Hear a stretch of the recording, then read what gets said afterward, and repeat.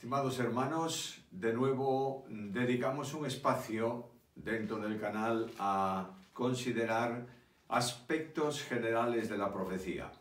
Hemos visto el significado de la profecía, hemos seguido a lo largo de los últimos programas aspectos concretos sobre los tiempos futuros y hoy llegamos a un momento cumbre dentro de la historia de la humanidad cuyo nombre es mencionado por tantas personas y se habla tanto de él, la guerra del Armagedón. Vamos a recurrir a citas bíblicas como siempre, pero en esta ocasión quisiera leer algunas de esas citas directamente de la Escritura. Realmente el espacio de tiempo no es muy grande, pero tenemos que dedicar algo de ese espacio a profundizar, a colocar el soporte bíblico de las afirmaciones que vamos a hacer en esta mañana. Llamo vuestra atención primeramente a Apocalipsis, capítulo 19 de Apocalipsis y versículos 11 al 21. Y dice así la palabra del Señor: Entonces vi el cielo abierto y aquí un caballo blanco, y el que lo montaba se llamaba Fiel y Verdadero, y con justicia juzga y pelea. Sus ojos eran como llama de fuego, y había en su cabeza muchas diademas, y tenía un nombre escrito que ninguno conocía sino él mismo. Estaba vestido de una ropa teñida en sangre, y su nombre es el Verbo de Dios. Y los ejércitos celestiales, vestidos de lino finísimo, blanco y limpio, le seguían en caballos blancos. De su boca sale una espada aguda, para herir con ella a las naciones, y él las regirá con vara de hierro, y él pisa el lagar del vino del furor y de la ira de Dios Todopoderoso. Y en su vestidura y en su muslo tiene escrito este nombre: Rey de Reyes y Señor de Señores. Es notorio ver que al principio del tiempo de la tribulación sale también un caballo blanco. Y hemos explicado entonces que la referencia de aquel caballo tiene que ver con el anticristo.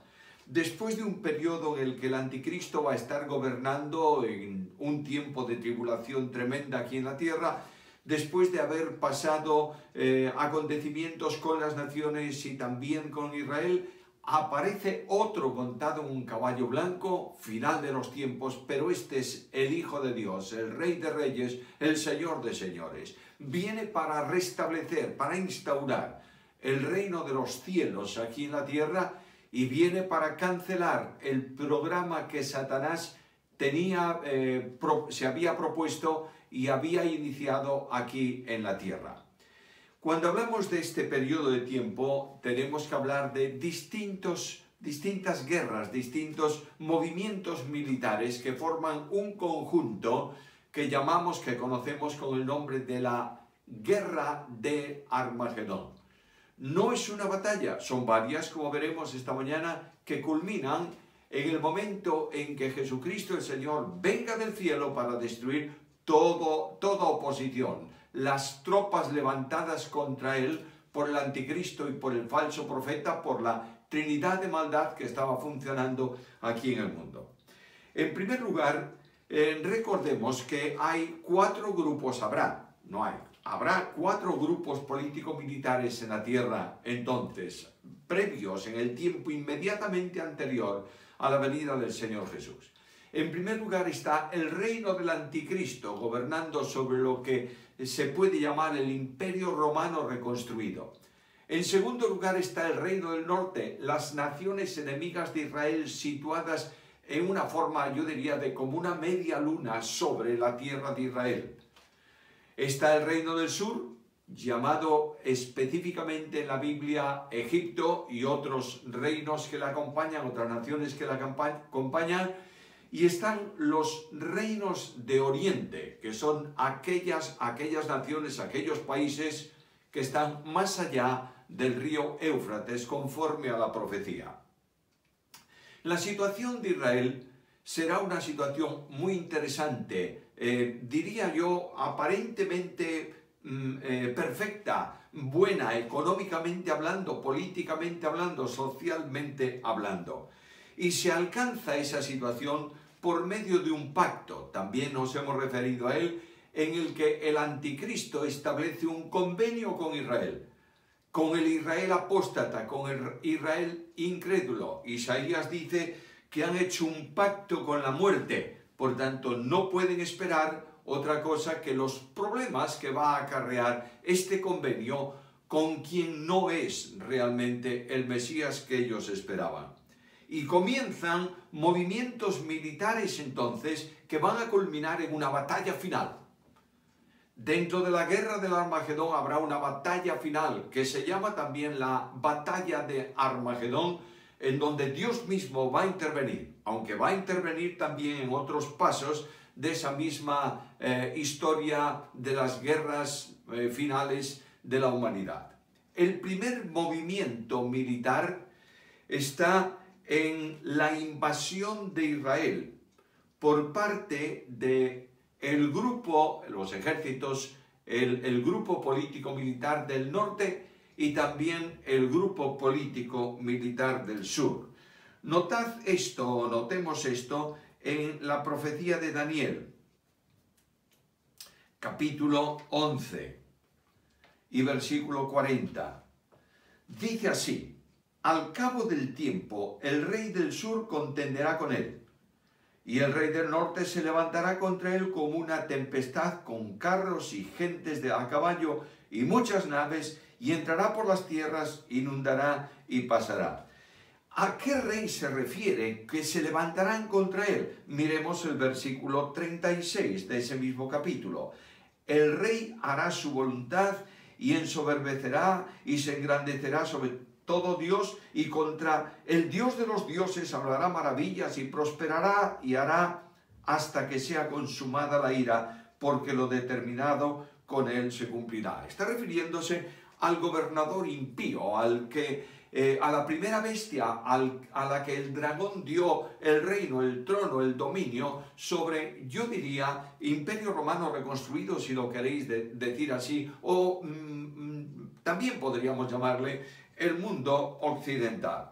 En razón del pacto que él había establecido con Israel, cualquier ataque contra Israel se toma como un ataque contra el mundo occidental. Por tanto, se va a producir una movilización general de ejércitos ahí.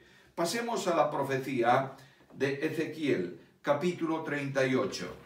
Ezequiel, capítulo 38, versículos 2, 5 y 6. Dice así el pasaje bíblico: Hijo de hombre, pon tu rostro contra Gog en tierra de Magog, príncipe soberano de Mesec y Tubal, profetiza contra él. Versículo 5. Persia, Cush y Fut con ellos, todos ellos con escudos y yelmo, Gomer y todas sus tropas, la casa de Togarma de los confines del norte y todas sus tropas, muchos pueblos contigo. De manera que aquí está la alianza descrita de los ejércitos preparados para una acción militar. Y se llama o se habla del reino del norte. Y notad que se está hablando de Persia, de Cud, de Fus, que son naciones que tienen que ver, que están relacionadas, que se sitúan, que podríamos establecer hoy en esa media luna que va desde Turquía hasta Irán, Irak. No pensemos, por favor, en naciones concretas de hoy. La profecía menciona solamente nombres específicos, pero los territorios de esas naciones actuales no son los mismos territorios que tenían en tiempos de la profecía. Pero no importa eso. Hay un combinado del norte que está dispuesto a invadir la tierra de Israel, y juntamente con él está el combinado también del sur, es decir, el grupo político-militar liderado, abanderado, capitaneado por Egipto. ¿Por qué lo hacen? Capítulo 11 versículo 11 del capítulo 38 de Ezequiel. Dice así: dirás, subiré contra una tierra indefensa, iré contra gente tranquila que habitan confiadamente, todas ellas habitan sin muros y no tienen cerrojos ni puertas. Propósito, para arrebatar despojos, para tomar botín, para poner tus manos sobre las tierras desiertas ya pobladas y sobre el pueblo recogido de entre las naciones que se hace de ganado y posesiones que mora en la parte central de la tierra. Por tanto, la codicia de este grupo de ejércitos del norte es notoria. Aquí voy a conseguir un buen botín, voy a enriquecerme y además voy a luchar sin problemas, porque el pueblo que mora en la parte central de la tierra, es decir, el territorio ocupado por Israel, recogido de distintos lugares del mundo, a donde fue esparcido, es un pueblo tranquilo que habita confiadamente, no tiene defensas militares. Protección de muros es el simbolismo de la profecía, en este sentido, ni de puertas. De modo que está confiado, está tranquilo, está progresando económicamente, es un botín fácil de alcanzar y el reino del norte se dispone a invadir Israel para conseguir este botín. Pero juntamente con esto el reino del sur también lo va a hacer. Ve que es una tierra codiciable, ve que es una tierra rica y va a aliarse, y si no aliarse, por lo menos va a tomar una acción semejante a la del reino del norte en la invasión de la tierra. Ahora, cuando eso se va a producir, va a haber unas advertencias diplomáticas. Permitidme utilizar el lenguaje del tiempo actual. Notad esta protesta diplomática, Ezequiel capítulo 38 y versículo 13. Estoy viendo mis notas para no olvidarme de lo principal que quiero deciros hoy. Sabá y Dedán y los mercaderes de Tarsi y todos sus príncipes te dirán: ¿has venido a arrebatar despojos? ¿Has reunido tu multitud para tomar botín, para quitar plata y oro, para tomar ganados y posesiones, para tomar grandes despojos? Es una advertencia. Y notad que hay algo muy curioso, a mí me afecta mucho cuando leo esto en la profecía, que juntamente con los que presentan la advertencia diplomática está Tarsis. Y Tarsis es el pueblo de los tartesios. Y estos era un pueblo que habitaba en España, en el sur de España, en el valle del río Guadalquivir. Por tanto, España, en el contexto histórico, juntamente con otros, presentan una advertencia: ten cuidado con lo que vas a hacer, porque no te atrevas a entrar en Israel para tomar despojos, ya que Israel tiene un pacto firmado con el líder del mundo occidental. El reino del sur se une a la invasión. Alguien me preguntará dónde dice eso, y yo os remito a la profecía de Daniel, capítulo 11 que estamos leyendo, que estamos manejando. Daniel capítulo 11 y versículo 40. Pero al cabo del tiempo el rey del sur contenderá con él. Está hablando de un conflicto con el anticristo como consecuencia de la invasión de la tierra. El tiempo de ese movimiento militar está muy claramente establecido en la profecía. Capítulo 38 de Ezequiel, versículo 8. De aquí a muchos días serás visitado. Al cabo de años vendrás a la tierra salvada de la espada, recogida de muchos pueblos, a los montes de Israel, que siempre fueron una desolación, mas fue sacada de las naciones, y todos ellos moran confiadamente. Al cabo de muchos días, versículo 16. Y subirás contra mi pueblo Israel como nublado para cubrir la tierra. Será al cabo de los días, y te traeré sobre mi tierra, para que las naciones me conozcan cuando sea santificado en ti, oh Gog, delante de sus ojos. De manera que al cabo de los días es una expresión profética que se refiere al tiempo final de la historia de los gentiles aquí en la tierra, y por supuesto de Israel apóstata, y también al tiempo en que Dios está protegiendo al remanente de Israel salvo por gracia, que le ha dado simbólicamente las alas de la gran águila, y las ha llevado al desierto para cumplir con ellos la profecía de Oseas: le hablaré al corazón. Ahora, cuando el movimiento militar se produce, la descripción está muy bien establecida en el capítulo 38 de Ezequiel y parte del capítulo 39, remito a los que estáis escuchando a la lectura de esos capítulos para establecer mejor el entorno de los acontecimientos que van a tener lugar allí. A la mitad de la semana, Daniel capítulo 9, versículo 27, de la última semana de Daniel, mitad de la semana, 3 años y medio, dice Daniel en el capítulo 9 y versículo 27, lo hemos considerado anteriormente, que el anticristo romperá el pacto con Israel y se hará sentar en el trono destinado, en el lugar destinado a Dios para hacerse adorar por Dios. Ahora, notad algo también. En Apocalipsis capítulo 12, también lo hemos visto, versículo 7, se describe el final de un combate en esferas angélicas, en donde Miguel y sus ángeles luchan contra el dragón y sus ángeles. Estos son derrotados y son arrojados a la tierra. Y nos dice que viene con gran ira, porque sabe además que su tiempo está cercano.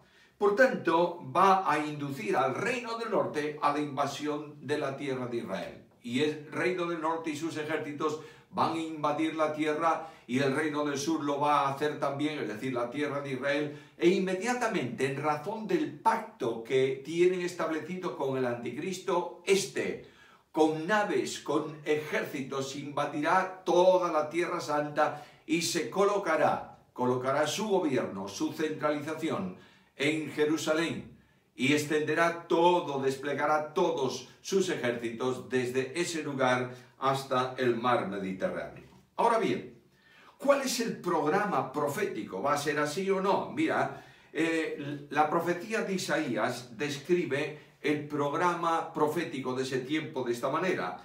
Primeramente, la destrucción del reino del norte. Isaías capítulos 30 y 31. Luego la destrucción de las naciones, Isaías capítulo 33 al 34, perdón. Y luego el reino milenial, capítulo 35 de la profecía de Isaías. La profecía de Joel es muy semejante a esto. La invasión del reino del norte en Joel capítulo 2, luego la destrucción de las naciones en el capítulo 3 de Joel, versículos 1 al 17, y finalmente el milenio, capítulo 3 de Joel, versículos 17 al 21. Ahora, Dios va a intervenir. Es verdad que los ejércitos del mundo occidental han invadido Israel, pero ¿quién destruye al reino del norte? Ezequiel, capítulo 38, versículos 19 al 23. Porque he hablado en mi celo y en el fuego de mi ira, que en aquel tiempo habrá gran temblor sobre la tierra de Israel, que los peces del mar y las aves del cielo y las bestias del campo y toda serpiente que se arrastra sobre la tierra y todos los hombres que estarán sobre la faz de la tierra temblarán ante mi presencia, y se desmoronarán los montes y los vallados caerán y todo muro caerá a tierra, y en todos mis montes llamaré contra él la espada, dice Jehová el Señor, la espada de cada cual contra su hermano. Yo litigaré contra él con pestilencia y con sangre, y haré llover sobre él y sobre sus tropas y sobre los muchos pueblos que están con él impetuosa lluvia y piedras de granizo, fuego y azufre, y seré engrandecido y santificado, y seré conocido ante los ojos de muchas naciones, y sabrán que yo soy Jehová. Dios interviene. Y el Dios de la gloria extermina, elimina, desbarata, deshace el ejército, uno de los ejércitos importantes de aquel tiempo. Destruye potencialmente el reino del norte. La destrucción es tal que nos dice en el capítulo 39 y versículo 12 de Ezequiel estas palabras: la casa de Israel los estará enterrando por 7 meses para limpiar la tierra. Luego la mortandad es tremenda, y es Dios que ha intervenido, no ha sido el ejército occidental, ha sido el Dios de la Biblia que, conforme ha profetizado, destruye sobre los montes de Israel los ejércitos del reino del norte. Se habla en el capítulo 39, versículos 9 y 10, del tiempo largo. Los moradores de las ciudades de Israel saldrán y encenderán y quemarán armas, escudos, paveses, arcos, saetas, dardos de mano y lanzas, y los quemarán en el fuego por 7 años. Es decir, habrá armas esparcidas de aquella multitud de ejército que quedan en el campo, mientras los muertos, físicamente hablando, los hombres, son enterrados.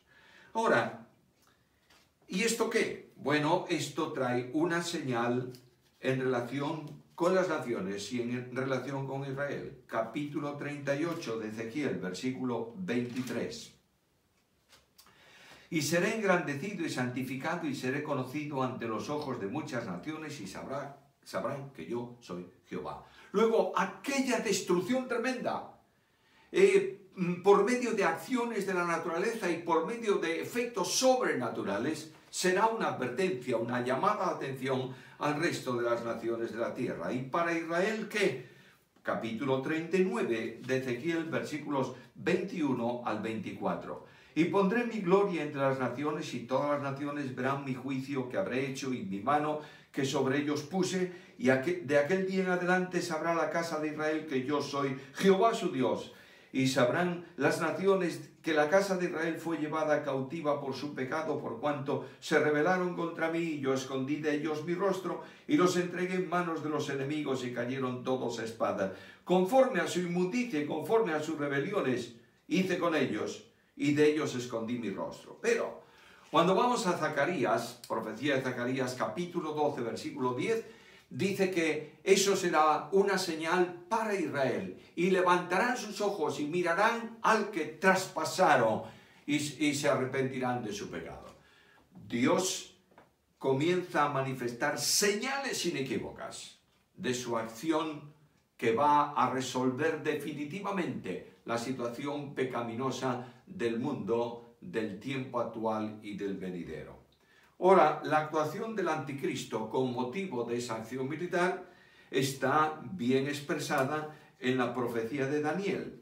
Vamos de nuevo a la profecía de Daniel, capítulo 10, versículos 40 y 41. Al cabo del tiempo el rey del sur contiende con él, el rey del norte se levanta con muchas naves, etcétera, etcétera, y ahora contiende con él, es decir, con el anticristo. El anticristo lo toma como un ataque directamente a él, a su gobierno, a su mundo. Versículo 41, entrará en la tierra gloriosa y muchas provincias caerán, mas éstas escapan de su mano Edom y Moab y la mayoría de los hijos de Amón. Extenderá su mano contra las tierras y no escapará el país de Egipto, y se apoderará de los tesoros de plata y todas las cosas preciosas de Egipto, y de los de Libia y de Etiopía le seguirán. De manera que la acción del mundo occidental contra esto es invadir la tierra y desplazarse hacia el sur para luchar contra Egipto, y prácticamente ha derrotado también a Egipto. Los tesoros suyos son tomados por él, y el grupo político-militar del norte destruido por Dios y el grupo político-militar del sur destruido por el anticristo. Notaréis que hay un vuelco absoluto de equilibrio de poder en el mundo, y quedan solamente dos grupos: el mundo occidental, capitaneado, liderado por el anticristo, y los reyes de Oriente. De modo que tenemos ya el primer movimiento militar, y es la invasión del reino del norte y del reino del sur, y la reacción del mundo occidental del anticristo con sus fuerzas. Segundo movimiento militar. El reino del norte destruido por Dios, el reino del sur es aniquilado por el anticristo, y hay una acción preocupante que la profecía describe en relación con el anticristo, capítulo 11 de la profecía de Daniel, y el versículo 44. Pero noticias del oriente y del norte lo atemorizarán, y saldrá con gran ira para destruir y matar a muchos, y plantará las tiendas de su palacio entre los mares y el monte glorioso y santo, mas llegará a su fin y no tendrá quien le ayude. Noticias del oriente. El Apocalipsis describe una acción divina también, y dice que el río Éufrates se seca para dar paso a los ejércitos del Oriente. De modo que aquí hay una confrontación mundial. Notad que es algo típico de nuestro tiempo. El equilibrio queda ahora entre político-militar del mundo, queda entre los reyes de Oriente, es decir, los países de Oriente, y el mundo occidental. Estos vienen para luchar contra el anticristo.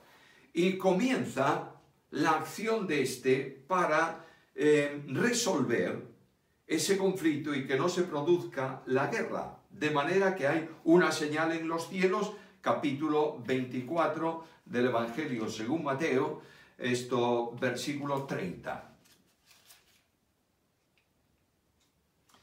Entonces aparecerá la señal del Hijo del Hombre en el cielo, y entonces lamentarán todas las tribus de la tierra y verán al Hijo del Hombre viniendo sobre las nubes del cielo con gran poder y gloria. Hay una señal en el cielo, y esta señal va a ser aprovechada con toda probabilidad, con toda seguridad, por el anticristo para llevar una idea. Lanza sus recursos diplomáticos, envía a estos para convencer a los reyes del Oriente que la acción militar contra el Occidente no tiene razón, que la acción militar no es aquí abajo pueblos contra pueblos, es las naciones de la tierra luchando contra el que se manifiesta en el cielo, contra el Señor, contra sus ejércitos. Y naturalmente esto va a producir una reacción extraordinaria en donde Dios va a cumplir, a ejecutar su programa y su propósito de reunir a todas las naciones de la tierra en el lugar conocido como el Valle de Josafat, para que allí se concentren las tropas de oposición contra Dios para luchar contra el Señor. La batalla va a tener lugar, capítulo 16 de Apocalipsis y versículo 16. Y los reunió en el lugar que en hebreo se llama Armagedón. De modo que las tropas se han reunido ahí fuera de la ciudad, Apocalipsis 14, 20, donde va a pisarse el lagar de la ira de Dios. Ahora, notad algo muy interesante.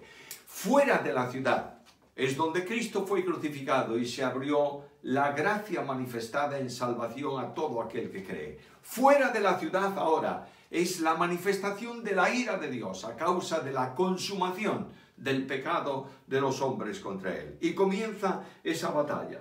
La batalla congrega en ese lugar, como acabo de deciros, a los ejércitos de las naciones, y ahora viene la intervención de Dios. En el cielo apareció la señal del Señor con sus ejércitos, pero quiero llamar vuestra atención a algo que a veces nos pasa desapercibido. Carta segunda a los Tesalonicenses, capítulo 2 y versículo 8. Entonces se manifestará aquel inicuo, ahora notad esto, a quien el Señor matará con el espíritu de su boca y destruirá con el resplandor de su venida, inicuo cuyo advenimiento es por obra de Satanás con gran poder, señales y prodigios mentirosos. De modo que la derrota de las tropas congregadas contra Dios no tiene lugar por la acción de los ángeles, sino por la acción del que monta el caballo blanco, el Rey de Reyes y el Señor de Señores. El descenso, el resplandor de su venida, la potencialidad de su venida, destruye todos los ejércitos congregados en el Armagedón y todas las fuerzas de oposición, reino del norte, reino del sur, los reyes de oriente, el reino del occidente, cancelan totalmente. Y se cumple plenamente la profecía del Salmo 2, que el Señor que mora en los cielos se ríe de la acción de los hombres aquí en la tierra. ¿Cómo van a vencer ellos al todopoderoso y soberano Dios, creador del cielo y de la tierra? Y el Señor desciende a la tierra para establecer el reino milenial de Jesucristo. Llamo vuestra atención a Zacarías, capítulo 14. Y notaréis aquí con toda claridad la diferencia que hay entre traslado, arrebatamiento de la iglesia y la segunda venida. Traslado fueron tomados los creyentes de la tierra al encuentro del Señor en el aire. Ahora mira lo que dice Zacarías, capítulo 14, versículo 3. Después saldrá Jehová y peleará contra aquellas naciones como peleó en el día de la batalla, y se afirmarán sus pies en aquel día sobre el monte de los olivos que está enfrente de Jerusalén al oriente, y el monte de los olivos se partirá por medio hacia el oriente y hacia el occidente, haciendo un valle muy grande, y la mitad del monte se apartará hacia el norte y la otra mitad hacia el sur. Tocaremos esto con más detalle en próximos estudios, pero quiero haceros notar que los pies del Santo Dios tocan el monte de los olivos. Y fijaros, la anatomía, digamos así, de la tierra de Israel es que todos los sistemas montañosos, el río, todo corre de norte a sur. Y de pronto, a la pisada del Señor, el monte se separa no de norte a sur abriendo un valle, sino de este a oeste. Es contrario totalmente a la forma natural de orografía de la tierra de Palestina. Ese valle grande que va a producirse milagrosamente con la venida del Señor. Será el lugar donde va a producirse el juicio previo a la manifestación gloriosa del reino de Dios en la tierra. Como resumen final, ahí está en la pantalla el gráfico que marca los movimientos de los que hemos hablado a lo largo de este estudio. Está ahí en un color amarillo el movimiento de las tropas del anticristo. Voy a dar por orden el gráfico. Primeramente está en color rosado en la invasión del reino del norte y la invasión del reino del sur. Luego en color amarillo la acción militar del anticristo invadiendo la Tierra Santa. Y el movimiento tercero está en esa flecha verde de los reinos de Oriente que vienen a Jerusalén, o vienen a la Tierra Santa, mejor dicho, donde se va a producir la batalla del Armagedón. Ahora mirad, no puedo dejar este pantallazo de la profecía sin recordaros que la Biblia se ha escrito para responder a una sola pregunta: ¿quién es el soberano? Y este soberano Dios, Rey de Reyes, Señor de Señores, no tiene en cuenta para nada la potencialidad de los ejércitos del mundo, ni la potencialidad de los demonios, porque es el todopoderoso Dios que cumple su profecía. Alégrate, porque Dios traerá con los suyos. Y estaremos aquí en la tierra para disfrutar de la gloriosa dimensión del reino de los cielos. Alégrate con estas palabras con las que termino. El Señor reina. Regocíjese la tierra, alégrese las muchas costas, nubes y oscuridad alrededor de él, justicia y juicio, el cimiento de su trono. Fuego irá delante de él y abrasará a sus enemigos alrededor. Los cielos anunciaron su justicia y todos los pueblos vieron su gloria. Este es nuestro Dios. Rindámonos en adoración ante su trono hoy y digamos: tú eres digno de recibir el honor y la gloria, porque solo tú eres el Dios omnipotente, el Dios todopoderoso.